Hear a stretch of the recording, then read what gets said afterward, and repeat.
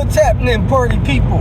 I am headed back to Corpus Christi, Texas to finish up some things I didn't get finished up yesterday. So today's episode got a little clip about us loading Panther up round 1, finish round 2 today. This car is packed back to the gills, loaded down on the rear end. Man, I'm probably have exceeded the weight limit. Couple heavy things in here. I got a transmission, not too bad. I got a cylinder head and just a bunch of other stuff. Couple toolboxes that are heavy, but hey, that's how I get this show on the road. So the second part of today's episode, the long clips, are of me working on this 94 850, doing the PCV job, replaced the front struts, doing a few other things like a radiator that was patched up. You know, I'm afraid to run radiators with these JB Weld patches and stuff like that on them, because heck, if that one area leaked, what's to stop another area from leaking, or the thing just exploding and leaking all your cooling out all together? Now you got emergency on your hands instead of a repair. But anyway, I'm gonna finish the loose ends up on the radiator PCV job, and then I'm gonna do the heater core and head over to San Antonio. But let me touch base a couple things on this YouTube thing. I found out that YouTube made some changes over time. They're minor changes, but they count your views and things like that more accurately. But I don't know about that. So let's say you watch a video, you go back and watch it a week later. It don't count that as 2 views, it counts that as 1 view. So where I used to have people that watch a video 7, 8 times to get the gist of it, now they watch it 7, 8 times, it's counted as 1 view. So to me, if you're trying to watch videos to up my views, I don't know if the views will increase my income or not. I think it will, even if you watch it 8, 9 times. Every time they run commercials on it, I get a little bit of change. But that explains why my pay per view went up, because I'm not getting credited extra views for when people watch a video multiple times. But if you're trying to up my views, probably the only way to accurately do that is if you hit the like button and you go back to look to watch a video that you haven't watched. If that like button's already hit, you've already seen it. So you can find one that you haven't seen. So that may be one way to run up my likes if that's what you're trying to do. But just wanted to let you know that. Also, I understand that they don't count a view if you have the sound turned all the way down. So the sound needs to be at least 1 notch above the 0 or muted for it to count as a view. Some people, they'll turn on a device, they'll mute it, and they'll let it run through 4 or 5 videos. Well, I don't get credit for those views if your video player is muted, either phone or TV. So make sure you hit the like button, you turn the sound up a couple of notches, you let it run, I think they say at least 15 seconds to count as a view, and I'll be good to go. Half a mile. So that's what we got going on. I appreciate your support, and I appreciate you watching. I hope you have a great day. We are packing up Panther for the long haul. So we're putting things where they belong, like that engine cover. That needs to go on. My cross brace, about to put it on. And getting it packed up so we can pack it tight for the road.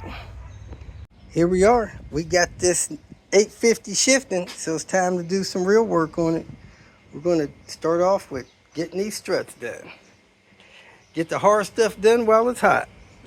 All right, if you're going to do struts, be prepared to do strut mounts. For some reason, we got 1 instead of 2. I probably forgot to multiply that in the shopping cart. But from the bottom, you can see a little bit of cracks around there. But up top, you really don't see nothing. But the way to do it is you get a long extension, 12 inches is preferred. You stick it in the end of it and you pry that thing over. And now you can see the cracks in that thing when you pry it over. So whenever you do struts and stuff with your suspension, just order you a couple of these. These are likely going to be bad.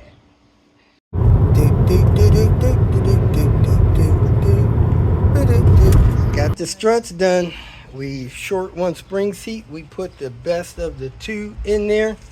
So hopefully that will work out for us. Next, we're going to pull the radiator, drain the transmission fluid, do the PCV, and put the PCV back together, put the radiator in, service the transmission. So that's what we're going to do next. Time to take out the fan.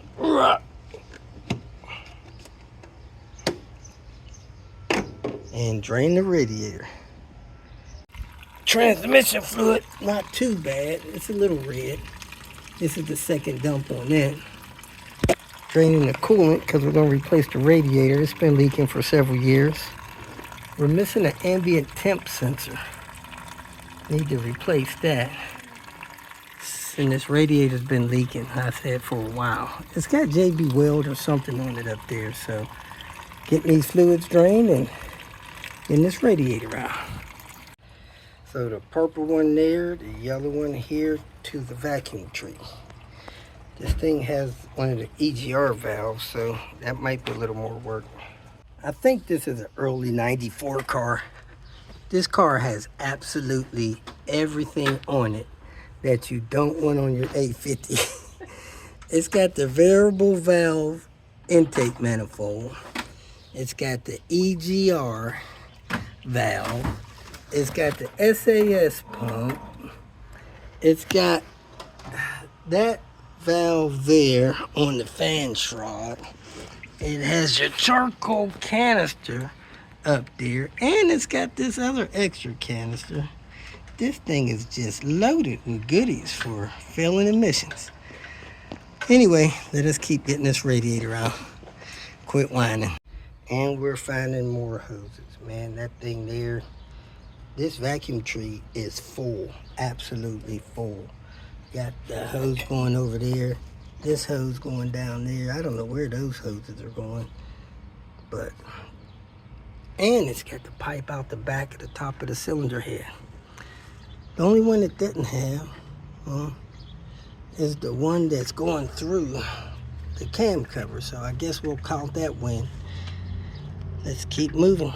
Got that bolt loose off that EGR pipe wrapping around that cylinder head. Now this vehicle had a hunting idle. Doesn't look like the NOx sensors are attached at their right angles, but it didn't have a NOx sensor code. We will leave that alone. That bolt right there on the intake manifold is almost all the way out. Wasn't even snug down. I didn't even know it had a intake manifold bolt over there. It was so loose, because when I took this one loose, the intake manifold basically fell apart. So it probably had an intake leak, which was causing the hunting idle.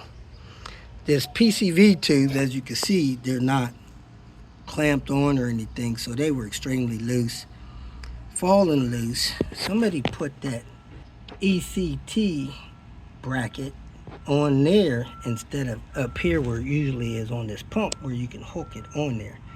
So I don't know if that's the proper place for that or not on this car, but I'm going to move it up here. And you can see all that oil down there. There's a lot of oil down there. There's a variable valve intake thing there. That tube pulled out of it when I started lifting the intake up. So let's go ahead and pull this box off. You can see it's got zip ties on that hose there. So we'll get this out, clean it up, and start putting this thing back together. The bracket to support the intake manifold here is totally missing. So whoever messed with that last just chunked it in the trash or took it home to support their coffee table or something. So for the big reveal of how plugged up this lower box hole is. let's take the dive after we kill this mosquito. Ugh. I might add, this had no smoking dipsticks. Please stop doing that test. Let's get this cleaned up, put back together. Hey, there's a nut there. Got those ports cleaned out. The owner, Sandy, has a special automotive tool she got from the automotive section of Dollar Tree. Look at there. Goes in them PCV ports, nice, deep, got oil on them. Both times, both holes, we're good to go now. Get you one. And we get that cleaned out. Roto-rooted out. And we're going back together. We're actually going to use this old hose from Volvo. I don't trust HOWR nothing on this stuff, so we're going back in. Yeah. So that's the EGR. You can see it's about 50% clogged. So we're going to scrape that carbon out of there and out of the intake manifold. When I took this intake manifold off, this passenger side lower bolt was all the way loose. I didn't quite know why, but the way this manifold is shaped, I couldn't see it. I couldn't see it from up top. The only way I could see it was, fortunate for me, I got the radiator out. I was able to see it down through the front of the grill. So I ran several extensions down to it and finally got a tool on there where I can tighten that thing. That is one heck of a bolt. So now let's get this EGR bolt on here and keep moving forward. Going back to OEM wires. They don't have dates on them no more though, but they do have blue collars and OEM plugs. It's too hot. I raised that radiator up, bolted it to the frame of that car, got that car on the ground, pushed it in the garage. I'm out, man. It is too hot. Besides that, we got to get home. We have a graduation party for our nephew, so we're headed back to San Juan, Nevada. Stopped and had lunch. Lost my manager today. She told me to cancel Texas, run to Chicago. So, yeah, she's probably glad she don't have to do this the next day, and the next day, and the next day, and the next day. So, we appreciate you watching, and let's head down the highway. I need to do a tune, but I can't do it with her in the car. She'll be screaming. Well, that was it for yesterday. Today's episode, man, a whole nother chapter. So I almost got that car done. I needed to do the heater core, so I'm headed back up there right now to do that. My manager is not with me. She's staying home to spend some time with her mom. Her mom was married over 50 years, of course. You guys probably know she lost her dad. Her mom lost her husband, so she's going to hang out with her for a few weeks, try to make sure she's okay through this, I guess, difficult time and time for a major change, and then she'll catch up with me, something like that, and we'll have some more adventures together, have some more eye-opening, frustrating moments for her, like working in that heat. But man, that 94 was something else with all of that extra, man, I call it extra emission stuff. That thing was a handful. But I'm gonna get that buttoned up here in a little bit and replace the heater core. Hopefully that will not take me longer than an hour and a half. Then I'm gonna head over to San Antonio. So if you hadn't done so already, give me a thumbs up, like, dislike, whatever, and I'll catch you the next episode.